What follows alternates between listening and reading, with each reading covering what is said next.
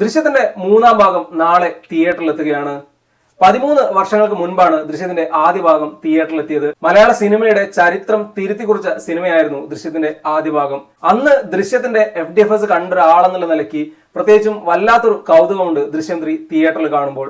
ഇന്നത്തെ ഒരു അവസ്ഥ ആയിരുന്നില്ല ദൃശ്യം 1 തിയേറ്ററിൽ എത്തുമ്പോൾ ഉണ്ടായിരുന്നത്.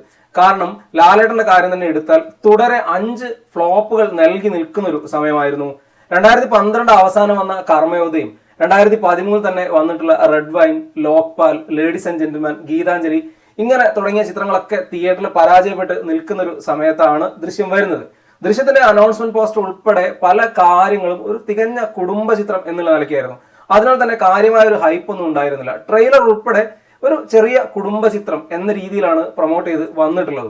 അങ്ങനെ 2013 ക്രിസ്മസ് കാലത്ത് ചിത്രം തിയേറ്ററിൽ എത്തിയപ്പോൾ അങ്ങനെ കാര്യമായി ഒരു പ്രതീക്ഷയും ഇല്ലാതെ തിയേറ്ററിനകത്തേക്ക് കയറിയിട്ട് ലൈഫിലെ തന്നെ ഏറ്റവും മികച്ച തിയേറ്റർ അനുഭവം സ്വന്തമാക്കിയിട്ടാണ് തിയേറ്ററിന് പുറത്തേക്ക് വരുന്നത്. ദൃശ്യത്തിന്റെ ഫസ്റ്റ് ഹാഫ് ഒക്കെ തിയേറ്ററിൽ കാണുന്ന സമയത്ത് പ്രത്യേകിച്ച് ഒരു വലിയ ഹൈ മൊമെന്റ് ഒന്നും ഫീൽ ചെയ്തിരുന്നില്ല. ഒരു ക്ലീൻ ഫാമിലി എന്റർടൈനർ എന്നുള്ള നിലയ്ക്ക് തന്നെയാണ് കണ്ടത്. അങ്ങനെയുള്ള മൊമെന്റുകളൊക്കെ ഉണ്ടായിരുന്നുള്ളൂ.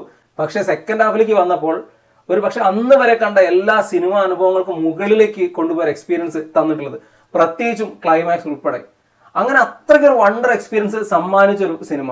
ആ സിനിമയുടെ റിലീസിന് ശേഷം പിന്നീട് നമ്മൾ കണ്ടത് മലയാള സിനിമയുടെ ചരിത്രം തന്നെ മാറുന്നതാണ്.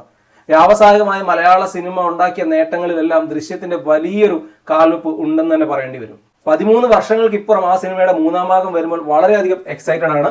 പക്ഷെ അന്ന് വന്ന പോലെ തന്നെ തീർത്തും പ്രതീക്ഷ കുറഞ്ഞു തന്നെയാണ് അണിയറ പ്രവർത്തകർ ഈ ചിത്രം തിയേറ്ററിൽ എത്തിക്കുന്നത്. ആശീർവാദ് സിനിമാസ് എന്ന ബ്രാൻഡ് പ്രൊഡക്ഷൻ ഹൗസ് വളരെ കൃത്യമായ പ്ലാനിങ്ങോടെ തന്നെ ദൃശ്യം 3 നാളെ തിയേറ്ററിൽ എത്തിക്കുകയാണ്.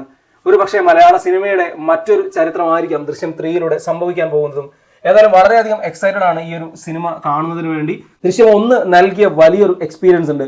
ഒരു പക്ഷേ അങ്ങനെ ഒരു എക്സ്പീരിയൻസ് തന്നെ ആവും ദൃശ്യം 3 നൽകുക എന്ന് തന്നെയാണ് വ്യക്തിപരമായിട്ടുള്ള പ്രതീക്ഷ.